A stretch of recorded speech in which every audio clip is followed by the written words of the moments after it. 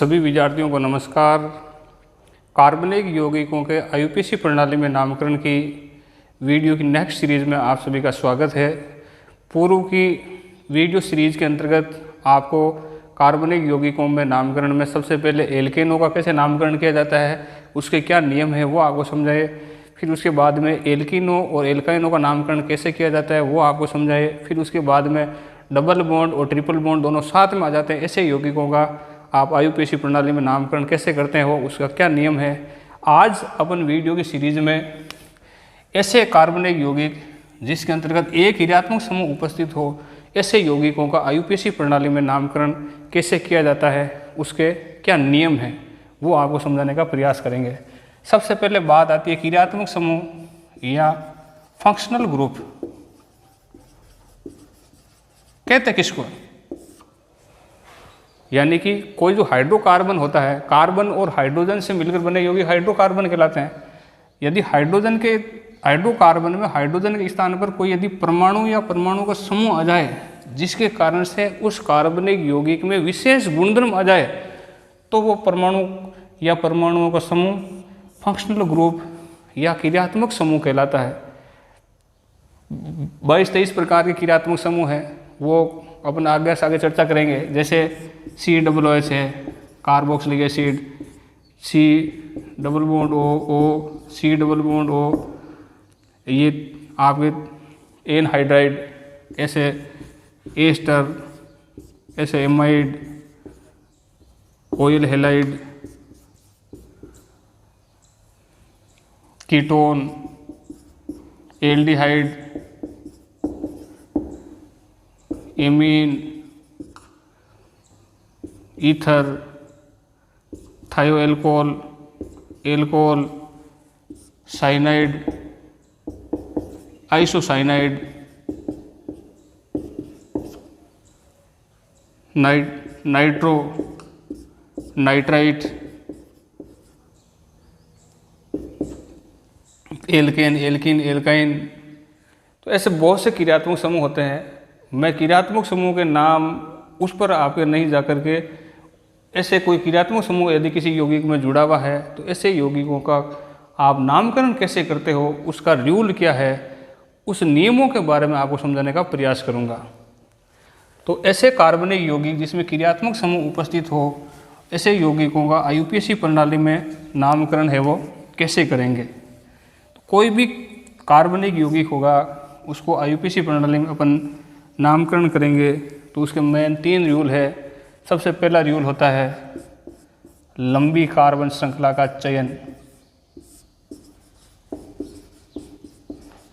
लंबी कार्बन श्रृंखला का चयन,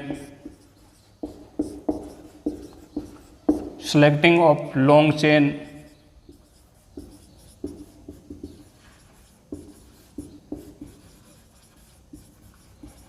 उसके क्या रूल है वो भी अपन अभी चर्चा करेंगे।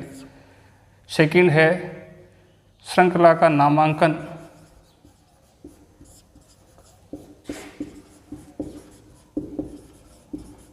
या क्रमांकन, नामांकन कहें या क्रमांकन कहें एक ही बात है। नंबरिंग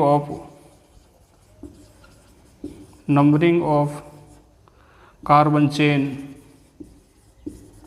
ये इसका सेकंड रूल होता है। कोई भी ऑर्गेनिक कंपाउंडों का नोमेनक्लेचर करते हैं। नामोल्लेख, उसका नाम का उल्लेख करना, लास्ट में यौगिक का नाम लिखना। तो क्रियात्मक समूह वाले यौगिकों का आईयूपीएसी प्रणाली में नामकरण करेंगे तो सबसे पहला आपका काम क्या है, लंबी कार्बन श्रृंखला का चयन करना। अब लंबी कार्बन श्रृंखला के चयन में भी आपके 3 सब रूल है। प्रत्येक को आपको उदाहरण की सहायता से समझाने का प्रयास करेंगे, आपको ये पूरी बात है वो क्लियर तौर पर आपके समझ में आए। लंबी कार्बन श्रृंखला का चयन का फर्स्ट और महत्वपूर्ण रूल, क्रियात्मक समूह वाले यौगिकों का आईयूपीएसी प्रणाली में नामकरण करना है तो सबसे पहले उस लंबी कार्बन श्रृंखला का चयन करना है जिसमें क्रियात्मक समूह का कार्बन श्रृंखला में शामिल हो जाना चाहिए। और यदि ऐसे क्रियात्मक समूह जिसमें खुद में कार्बन नहीं है तो वे जिस कार्बन से जुड़ रहे हैं वो कार्बन श्रृंखला में शामिल हो जाना चाहिए। तो मैंने जो बोल करके आपको बताया वो इसको उदाहरण की सहायता से मैं आपको समझाने का प्रयास कर रहा हूँ। जैसे ये कोई एक कार्बनिक यौगिक है और ये एक उसमें फंक्शनल ग्रुप जुड़ा हुआ है। सबसे पहला रूल क्या है, आपको लंबी कार्बन श्रृंखला का चयन करना है। लेकिन लंबी कार्बन श्रृंखला में जैसे इस यौगिक में ये एक चेन बन रही है जिसमें 1 2 3 4 5 कार्बन है। एक आपकी ये चेन बन रही है जिसमें 1 2 3 4 कार्बन है। एक आपकी ये चेन बन रही है जिसमें भी 1 2 3 4 कार्बन है। तो ऐसे आप लंबी तो ये है चेन, लेकिन इसमें क्रियात्मक समूह का कार्बन श्रृंखला से बाहर रह रहा है। यदि आपने इस नीचे वाली चेन को सिलेक्शन करके नाम लिखने का प्रयास किया तो आपके गलत हो जाएगा। तो लंबी कार्बन श्रृंखला के चेन का भी फर्स्ट रूल आपके समझ में आना चाहिए कि आपको सबसे पहले उस लंबी कार्बन श्रृंखला का चयन करना है जिसमें क्रियात्मक समूह का कार्बन शामिल हो जाना चाहिए। बाकी चाहे कोई भी लंबी हो, लेकिन क्रियात्मक समूह को शामिल करना पहली प्रायोरिटी आपको क्या है, क्रियात्मक समूह का कार्बन शामिल करके फिर इसके बाद में आपको लंबी श्रृंखला का चयन करना है। तो क्रियात्मक समूह को शामिल करके ये श्रृंखला का आप चयन करोगे तो सही होगा, और ये क्रियात्मक समूह को कार्बन ही शामिल नहीं करोगे तो आपको गलत हो जाएगा। लेकिन कई ऐसे फंक्शनल ग्रुप होते हैं जिसमें क्रियात्मक समूह में कार्बन होते नहीं, उसका क्या रूल है, चेन का सिलेक्शन में। इसके 2-3 मैं उदाहरण आपको बताने का प्रयास करूंगा।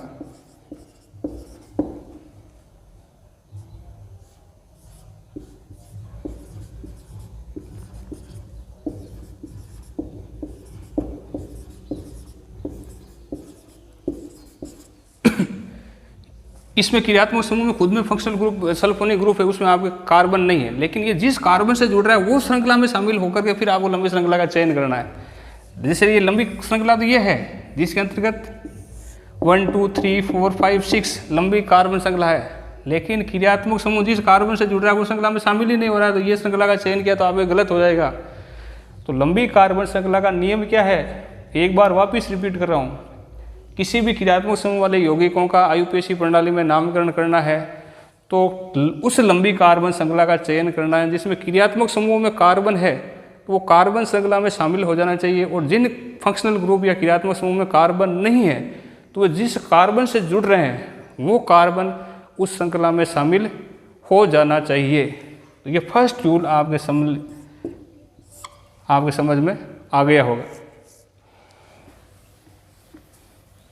मान लीजिए कोई डबल बॉन्ड है, जब सेकंड रूल में और बात करें तो डबल बॉन्ड है, फंक्शनल ग्रुप भी है, और कोई अलग सीरीज है जिसमें आपके वो डबल बॉन्ड शामिल नहीं हो रहा है तो डबल बॉन्ड ट्रिपल बॉन्ड है वो भी आपको शामिल हो जाना चाहिए। तो ये नॉर्मल बात है सेकंड रूल में। थर्ड जो बात है आपके, वो मैं आपको इस उदाहरण की सहायता से समझाने का प्रयास कर रहा हूँ। जैसे ये फंक्शनल ग्रुप है COOH जिसमें क्रियात्मक समूह में कार्बन है, इसमें 2 भिन्न भिन्न प्रकार की लंबी श्रृंखलाएँ आपके बन रही है। इसको पूरी आप इस तरीके से समझें। सबसे पहला रूल तो है क्रियात्मक समूह का कार्बन श्रृंखला में शामिल हो जाना चाहिए। ये आप एक श्रृंखला का चयन कर रहे हो और क्रियात्मक समूह का कार्बन शामिल हो गया, जो श्रृंखला से बाहर रहता है वो कहलाता है प्रतिस्थापी ग्रुप, सब्स्टिट्यूट ग्रुप। इसमें ये श्रृंखला से बाहर रह रहा है तृतीयक ब्यूटिल ग्रुप। इसमें श्रृंखला में 1 2 3 4 5 और 6 कार्बन है, और एक आप ये श्रृंखला का चयन करते हो।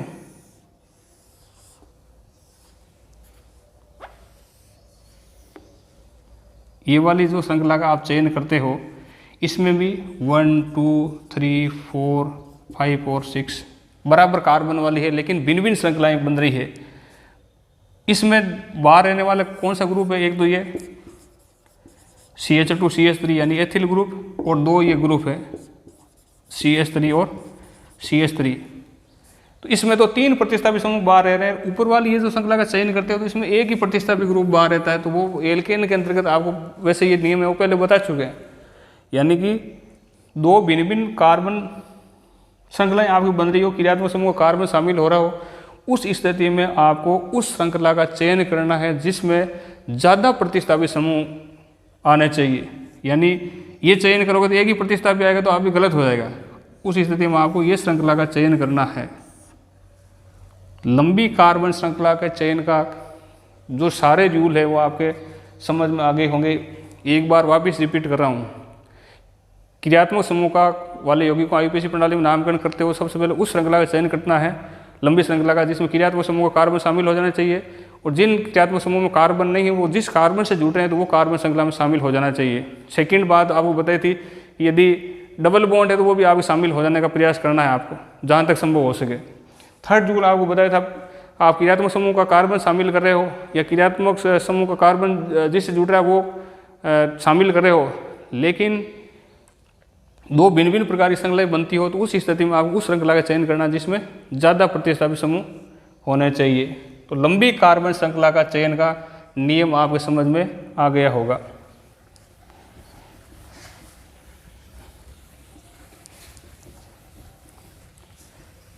फिर उसके बाद में है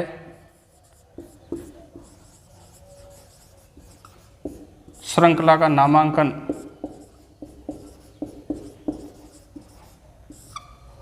श्रृंखला का नामांकन करने की प्रायोरिटी आपको क्या होनी चाहिए, उसको मैं एक शॉर्ट तरीके से आपको बता रहा हूँ। सबसे पहले आपको देखना है क्रियात्मक समूह, फिर उसके बाद में प्रायोरिटी देनी है द्विबंध, फिर उसके बाद में प्रायोरिटी देनी है या वरीयता देनी है त्रिबंध, और फिर उसके बाद में आपको देखना है प्रतिस्थापी समूह, सब्स्टिट्यूट ग्रुप।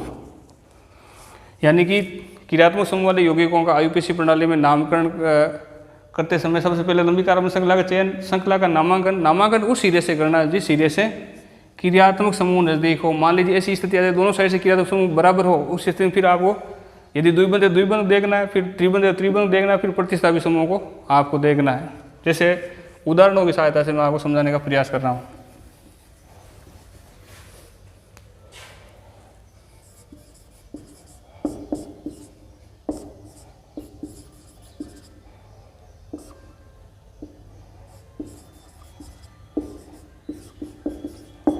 जैसे ये आपके कोई ऑर्गेनिक कंपाउंड है, कार्बनिक यौगिक है, आपने श्रृंखला का चयन कर नियम आपको पता है कि श्रृंखला का ये चयन कर लिया, फिर इसमें नामांकन, ये नहीं नामांकन आप द्विबंध देख लें या प्रतिस्थापी समूह वो देख लें, वो नहीं। सबसे पहले आपको उस सिरे से देखना जिस सिरे से आपके क्रियात्मक समूह नज़दीक हो, इधर से अपने वो नामांकन करेंगे।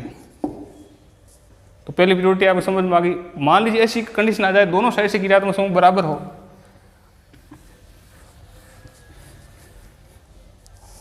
जैसे ये एक ऐसी संरचना है,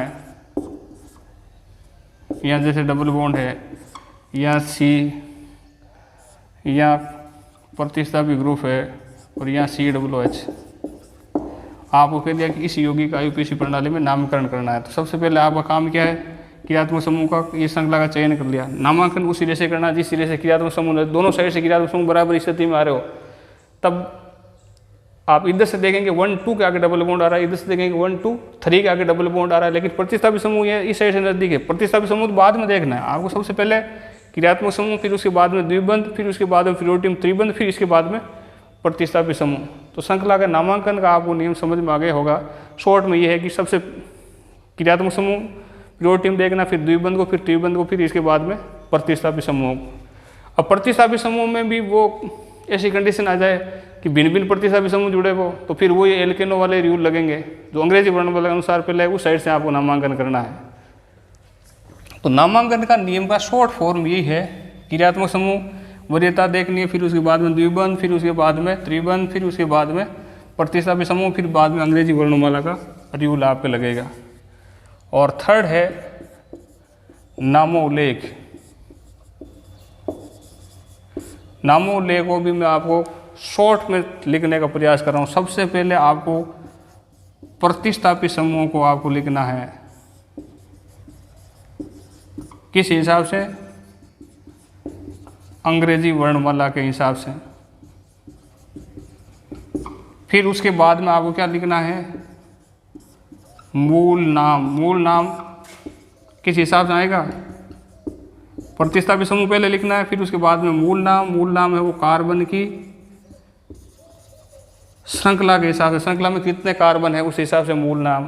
फिर उसके बाद में प्राथमिक अनुलग्न। ये प्राथमिक अनुलग्न क्या होता है?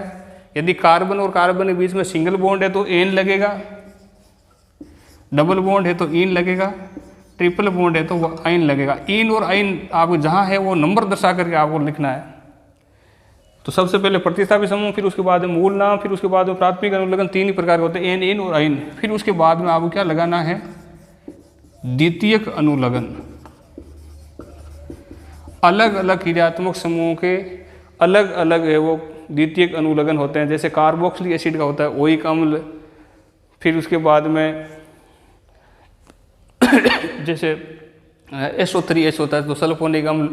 उनके अलग अलग आपके क्रियात्मक समूह के अलग अलग आप अनुलग्न होते हैं, उनके नाम होते हैं। वो मैं आपको अलग है वो लिंक के माध्यम से आपको टेबल है वो उपलब्ध करवा दूंगा कि इसमें वो आपको याद रखना पड़ेगा कि इस क्रियात्मक समूह का ये अनुलग्न होता है। तो जैसे अपन कार्बोक्सिलिक एसिड का, तभी आपको पता ही है कि ओइक एसिड होता है, तो उसका नामोल्लेख मैं उदाहरण की सहायता से आपको समझाने का प्रयास करूंगा, जिसमें जैसे डबल बॉन्ड भी आ गया, कोई प्रतिस्थापित समूह भी आपके जुड़ा हुआ आ गया।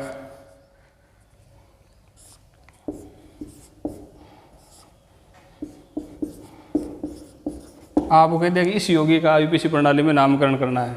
सबसे पहला काम किया, आपको लंबी कार्बन श्रृंखला का चयन करना है जिसमें क्रियात्मक समूह का कार्बन शामिल हो जाना चाहिए। फिर यहाँ पे वो नंबरिंग करेंगे, नंबरिंग उस सिरे से करनी है जिस सिरे से क्रियात्मक समूह नज़दीक हो। जो श्रृंखला से बाहर रहते हैं वो प्रतिस्थापित समूह। इसमें प्रतिस्थापित समूह 2 है, एक तो क्लोरो है, एक आपके मैथिल है। क्लोरो और मैथिल में से पहले किसको लिखेंगे? अंग्रेजी वर्णमाला के अनुसार पहले कौन आता है? क्लोरो। तो सबसे पहले लिखेंगे प्रतिस्थापित समूह में 2 क्लोरो, यानी 2 क्लोरो, 3 पर आपको जुड़ा हुआ है मैथिल। सबसे पहले प्रतिस्थापित समूह लिख दिया, फिर उसके बाद में मूल नाम। तो श्रृंखला में कितने कार्बन है? 4 कार्बन है तो होगा ब्यूट।